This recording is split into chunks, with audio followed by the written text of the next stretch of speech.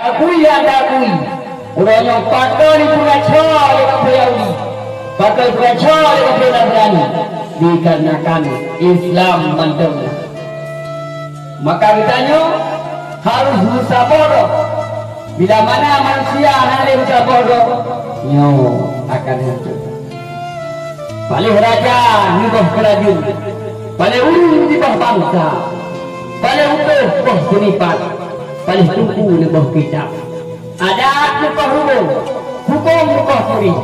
Adat jid berang hodaku, hukum hanjut berang kahotaki. Takut-takut malam juga. Syukur-syukur mati jual. Di dalam semangkuk dalam urut, hana sedulung malaikat siksa. Kemang selanga dulu padangki, kemang padi, wadah hinja.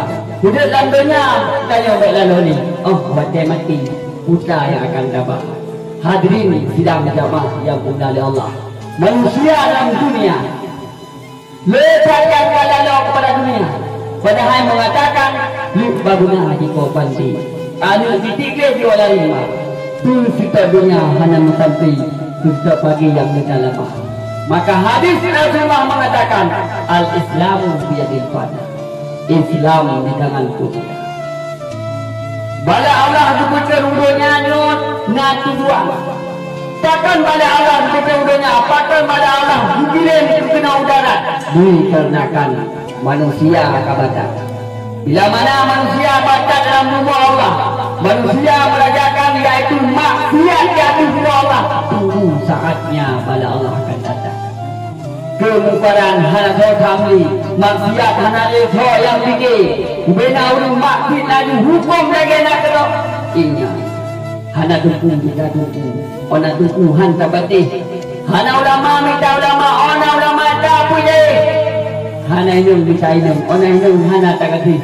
Hana tika minta tika, ona tika hana tiis. Munyo lagi tak, munyo lagi nyan.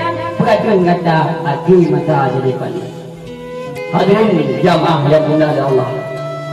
Maka sang kira hidup manusia lagi jamu macamnya yaitu raja-raja yang adil, macamnya ulama-ulama yang hak-hak, macamnya pemuda-pemuda yang fikir akidah anu bangsa, akidah anu yaitu rakyat. Nyo ingat manusianya akan tentram. Pada peluru yaitu rumah kerajaan di masa Iskandar Muda, tahun lama. Tahun 25 tahun ulik cukup aman nangro aja. Kenapa? Karena manusia dalam jaro raja. Bila mana manusia hanya dipatuh kepada yaitu pemimpin yang ada, pemimpin hanya bersama hati dengan rakyat, inang tu manusia